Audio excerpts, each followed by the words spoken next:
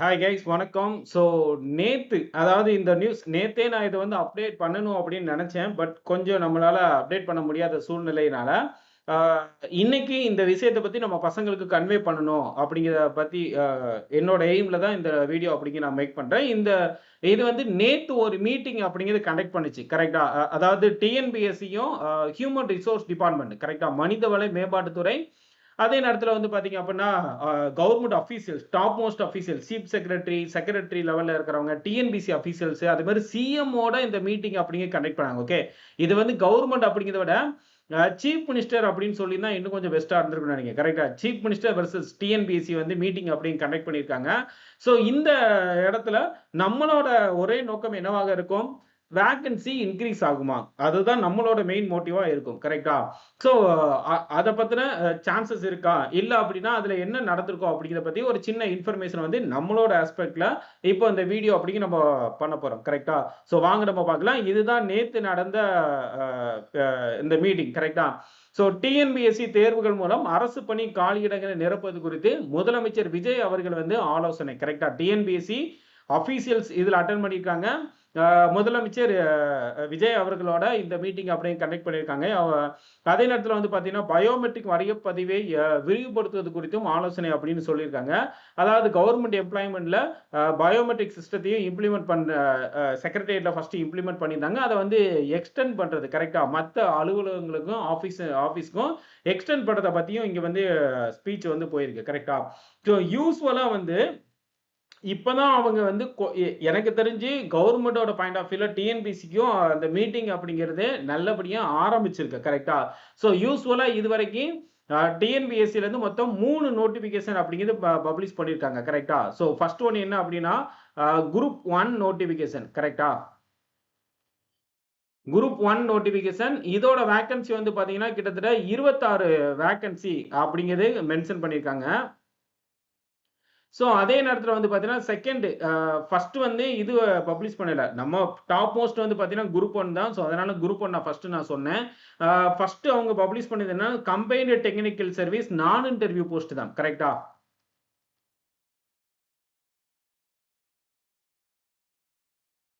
Okay. நான் interview தான். இதோட வேக்கன்சி அப்படிங்கிறது ஃபர்ஸ்ட் அவங்க சொன்னது 461 வேக்கன்சி அப்படின்னு சொன்னாங்க. அதுக்கப்புறம் இப்போ இதோட வேக்கன்சி வந்து கிட்டத்தட்ட 508ஆ வந்து இன்கிரீஸ் பண்ணியிருக்காங்க. கரெக்ட்டா? 508 வேக்கன்சியா வந்து இன்கிரீஸ் பண்ணியிருக்காங்க. ஓகே. ஃபர்ஸ்ட் அவங்க சொன்னது 461. அப்புறம் 2, 3 நாளைக்கு முன்னாடி 508 வேக்கன்சியா இன்கிரீஸ் பண்ணியிருக்காங்க. 3வது பார்த்தீங்கன்னா, combined technical service diploma and ITI level. கரெக்ட்டா?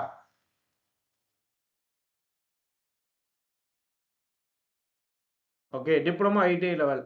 இதுல வந்து பார்த்தீங்கன்னா, 839 வேக்கன்சி. கரெக்ட்டா? இது போன வருஷம் என்ன இருந்துச்சு? அ இ இ இதே நோட்டிஃபிகேஷன் மொத்தம் 3 நோட்டிஃபிகேஷன் பப்ளிஷ் பண்ணியிருக்காங்க. இந்த 3 நோட்டிஃபிகேஷனும் போன வருஷமும் பப்ளிஷ் பண்ணியிருந்திருக்காங்க. கரெக்ட்டா? அதுல பிராக்கெட்ல நான் குடுக்குறது எல்லாமே வந்து 2025க்கான வேக்கன்சி. கரெக்ட்டா? இது வந்து 2026.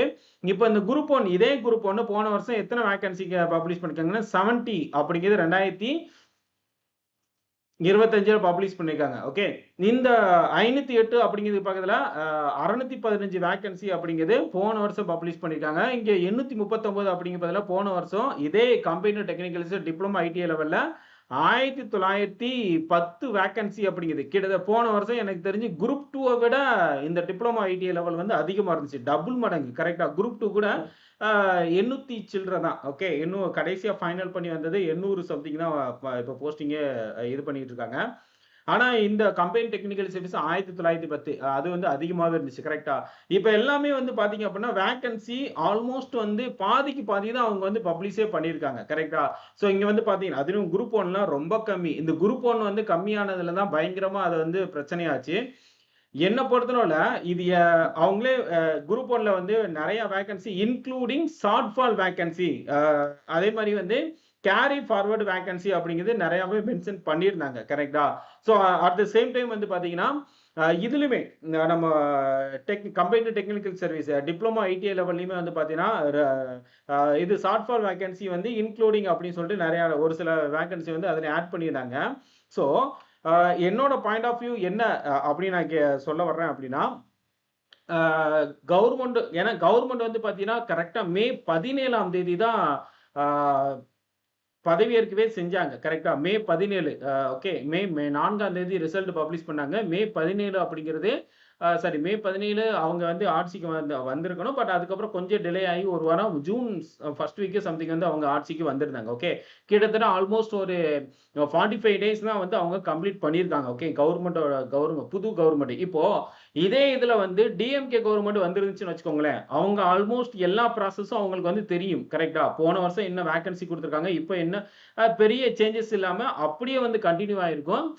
அப்போ நமக்கு இந்த வருஷம் வர வேண்டிய வேக்கன்சி எல்லாமே வந்து அவங்க எப்போதும் போல கேட்டு பெற்று அது வந்து வந்திருக்கும். கரெக்ட்டா? ஆனா இப்போ என்ன நடந்திருக்கலாம் அப்படின்னு நான் நினைக்கிறேன் அப்படின்னா, இந்த வேக்கன்சி எல்லாமே மேபி 2026 அதாவது 2025 இயர் எண்ட் வரைக்கும் என்ன அவங்களுக்கு டிஎன்பிசி கையில ஹேண்ட் ஓவர் பண்ணியிருந்தாங்களோ, அந்த வேக்கன்சியா தான் இருக்கதுக்கு சான்சஸ் இருக்கு. கரெக்ட்டா?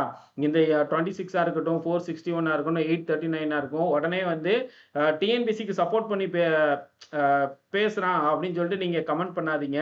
ஸோ ஐ மீன் நான் இது வந்து நான் டிஎன்பிசி அப்படிங்கிறத விட முக்கியமா நம்மளோட மெயின் மோட்டிவ் என்ன அப்படின்னா, பசங்களுக்கு ஒரு என்கரேஜ் பண்றது தான் என்னோட மோட்டிவ். கரெக்ட்டா?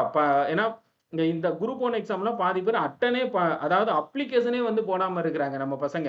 அப்புறம் நான் தான் இல்ல அப்படிலாம் இருக்காதீங்க. நீங்க வந்து அப்ளை பண்ணுங்க. அது நீங்க அட்டெண்ட் பண்றீங்க, அட்டெண்ட் பண்ணாதீங்க 2வது பட்சம். கரெக்ட்டா?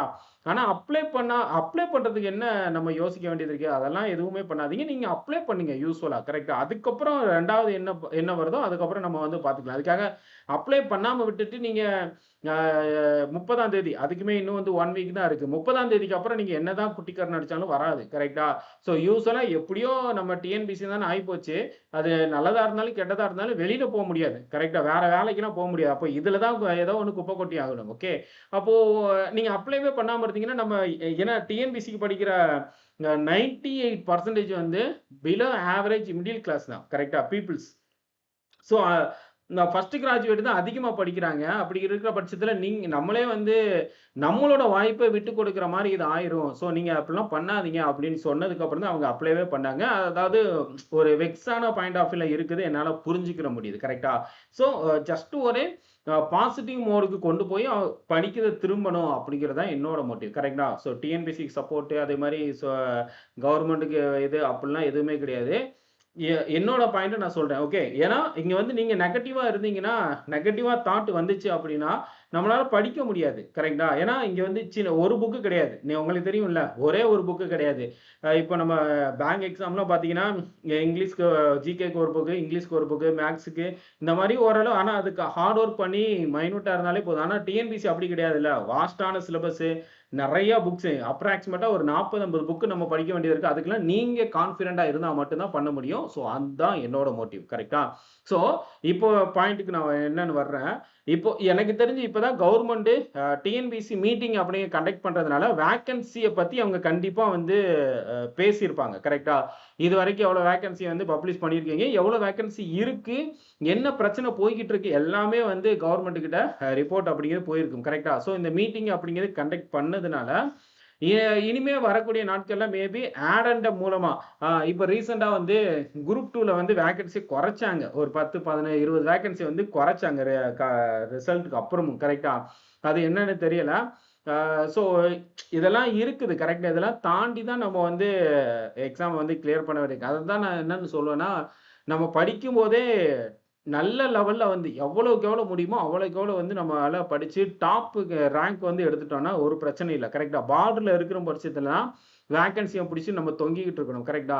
ஸோ நீங்க டாப் மோஸ்ட் எடுத்துட்டீங்க அப்டின்னா, நம்ம அ எப்டினாலும் அவங்க ஒரு 10 போஸ்ட் குடுத்து தானே ஆகணும். அப்போ அந்த டாப் மோஸ்ட் அப்படிங்கிறது யோசிச்சு பாருங்க. கண்டிப்பா அதுல வந்து நம்ம பெட்டரா தான் பண்ண முடியும். கரெக்ட்டா? ஸோ அதாவது நான் சொன்னத யோசிச்சு பாருங்க. ஓகே. ஸோ வெறும் பாசிட்டிவா இருந்தா மட்டும் தான் எல்லாத்தையும் படிக்க முடியும். அ ஒரு முன்னோக்கியும் போக முடியும். அடுத்தடுத்த லெவலுக்கு. கரெக்ட்டா? அட் த சேம் டைம் வந்து இப்போ இந்த மீட்டிங் வந்து கண்டக்ட் பண்ணியிருக்காங்க அப்டின்னா, கண்டிப்பா வேக்கன்சிய பத்தி அவங்க பேசியிருப்பாங்க. எவ்வளோ வேக்கன்சி இருக்கு. ஸோ அதே மாரி இப்போ என்ன பிரச்சனை போய்க்கிட்டு இருக்கு. அதே மாரி எவ்வளோ இதுக்கு முன்னாடி எடுத்திருக்காங்க.